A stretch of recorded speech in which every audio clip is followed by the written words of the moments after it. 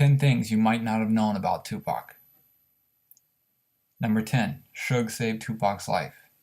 It's rumored that while in Hawaii, Tupac, who was unable to swim, fell into the water and Suge jumped in and pulled him out.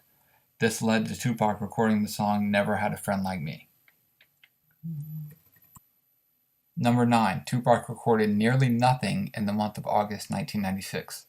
While it's well known that Tupac was a serious workaholic and often recorded 3 to 4 songs a day, oddly enough, in August of 1996, he only recorded 4 tracks: Black Jesus, Ain't Nothing Wrong, Just Like Daddy, and Catchin' Feelings. Oddly enough, in September, he only recorded 1 song, and that was Let's Get It On for the Mike Tyson fight, which he recorded the day before he was shot in Las Vegas. Number 8. Tupac actually recorded Hit 'Em Up the same month he was released from jail in 1995.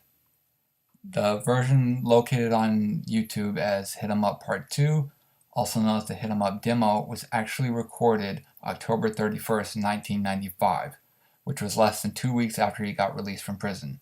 The plan Tupac had was to record tracks that diss Biggie, but wait until he released his album All Eyes on Me and to see if it outsold Biggie's first album, Ready to Die. Afterwards, if it did, he would release his onslaught of disses, which he ultimately ended up doing. Hit 'Em Up was released in 1996 on the single for How Do You Want It, 2 of America's Most Wanted.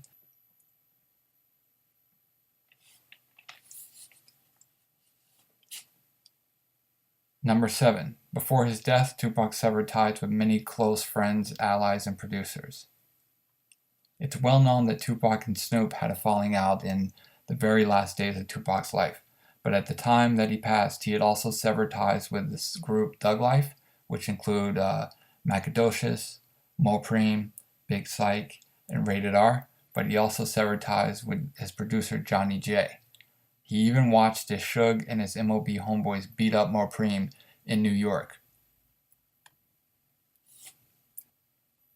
Number 6. He originally bought out his managers and label to start Bad Boy with Puffy and Biggie. Before getting shot and being sentenced to jail in New York, Tupac had plans to actually be label mates with Biggie. After he went to jail, communications cut off with Biggie and Puffy, and Tupac felt that that had something to do with them setting him up. They ultimately came out with Bad Boy. Biggie released his album, Craig Mack released his album, and that is what allowed Tupac to be free of management and have the freedom of the label to go to death row, even though he was still technically signed under Interscope. Number 5. During conversations between Tupac and Suge while Tupac was in jail before signing death row, one of the things that Suge said he didn't think was in Tupac's best interest was the cover to Me Against the World. He felt that Interscope made him look weak wearing the glasses and the shirts with the modeling photos, and told him that that was the quote-unquote white boys at Interscope making you look soft. Number 4. Tupac recorded 2 songs with Alanis Morissette. In interviews, Tupac would talk about his plans for the Gridlock soundtrack, which was a movie he was starring in. He had planned to make the soundtrack a rap version, but also have an alternative version where he would be with other artists that he normally wouldn't record with. One of those artists was Alanis Morissette. It's rumored that the songs that they recorded were not recorded in Can-Am, therefore they were not located in the Death Row archives. Number 3. During the course of his being on Death Row Records in 1995 and 1996, the cars that Tupac traveled in were shot at on 2 separate occasions. This led to Death Row having all their limousines custom made with bulletproof doors and windows.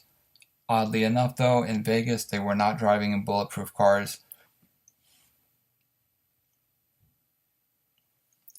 Number 2. Tupac wanted to release a VHS video with newly recorded music videos that were not submitted to BET or MTV. Tupac wanted to release a home video with videos for Ambitions as a Rider, Shorty Wanna Be a Thug, and Checkout Time. Ultimately, this never happened due to Tupac's passing. Number 1. He did the Machiavelli album to prove he didn't need any help. Originally, Tupac started the Machiavelli album to be a somewhat of a mixtape or a street album that would go straight to mom and pop spots and to swap meets. Over the course of the recording, it ended up becoming an album, and Tupac purposely did not have any big name producers, guest appearances, or collaborations on the album because he wanted to prove that he could have a multi-platinum album without any help. A lot of people on the East Coast talked about how All Eyes on Me was a success due to it having the entire Death Row roster on it, having East Coast artists on it, and having songs produced by everyone on the West, including Dr. Dre. So on Machiavelli, he used all no-name producers, with the exception of QD3, and had no guest appearances on the album for the most part, other than Toss It Up, which Suge insisted he put on there to be a club single. You can tell that the Machiavelli album was going to be a mixtape due to the interludes that fade between each song. On the Machiavelli album, there's very few actual stops before it goes into the next track or track breaks. Instead, there are segues between each track. And that was 10 things you might not have known about Tupac. Drop a comment below if you agree, disagree, or want to discuss, and look out for future videos as I will be doing this on all the Death Row artists and numerous installments on Tupac as well. Thanks.